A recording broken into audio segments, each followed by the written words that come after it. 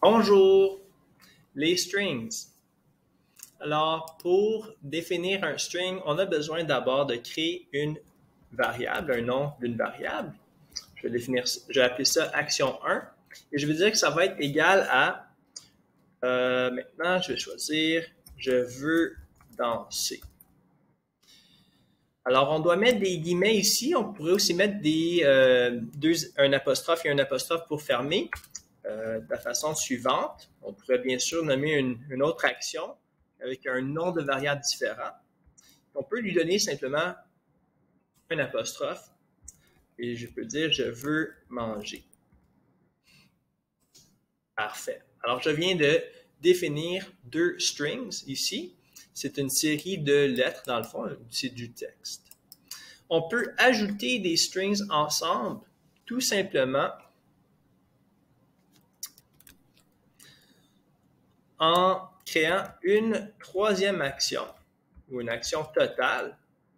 On va la définir comme étant action 1 plus action 2. Avant d'imprimer ceci, je veux bien vérifier et vous montrer que action 1 et action 2 ont bien été déclarés comme des strings. En faisant un petit test en imprimant ceci, donc on voit que ça a bien fonctionné. On va voir maintenant si on peut les mettre un à la suite de l'autre. Les ajouter ensemble, deux strings. Donc bien sûr, on pourrait faire maintenant print action totale. Et on va voir que maintenant, ça va les mettre effectivement un à la suite de l'autre. On aurait peut-être besoin d'une virgule et d'un espace ici. Donc ce qu'on peut faire, on pourrait faire plus et insérer le string directement ici sans le nom de la variable, puisque ce sont tous des strings ici. Donc, il n'y a pas de problème, il n'y a pas de conflit d'attributs de l'objet. Ce sont tous des strings, donc on peut insérer un string ici, on peut insérer une virgule, un espace, et puis fermer notre texte, et puis continuer avec plus action 2.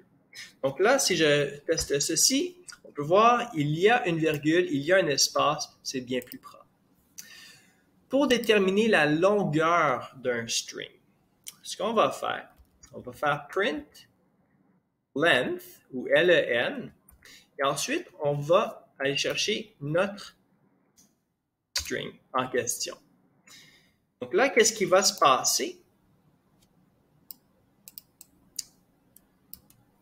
On va avoir la longueur du string 1 qui va être calculée et on peut voir qu'il y a 1, 2, 3, 4, 5, 6, 7, 8, 9, 10, 11, 12, 13, 14 caractères dans ce string. Ça inclut bien sûr les espaces, les caractères spéciaux et autres.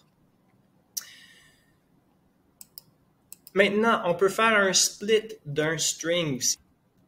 Donc, on peut faire ceci simplement en écrivant notre string en question qu'on veut sectionner. Point, c'est une action qui s'attribue à l'objet. On va faire un split à notre string qui s'appelle action 1 sur lui-même.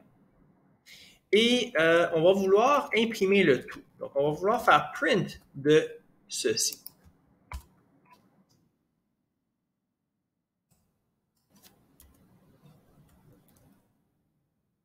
On peut voir que ça vient de séparer le string selon toutes les parties qu'il existe dedans, selon les espaces qu'il y a.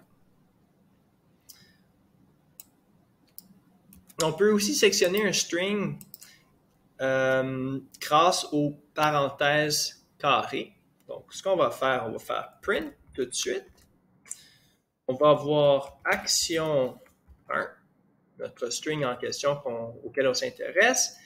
Et puis, on va voir nos parenthèses carrées. On va aller de 1 jusqu'à 3.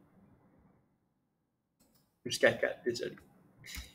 Et ça va imprimer la première jusqu'à la quatrième. Désolé, je veux dire l'élément 1 jusqu'à l'élément 4 sans l'inclure. Donc, bien sûr, le premier élément, c'est l'élément 0. Donc, notre premier élément 1, c'est le E. Ensuite, on a le deuxième, ensuite le troisième. Et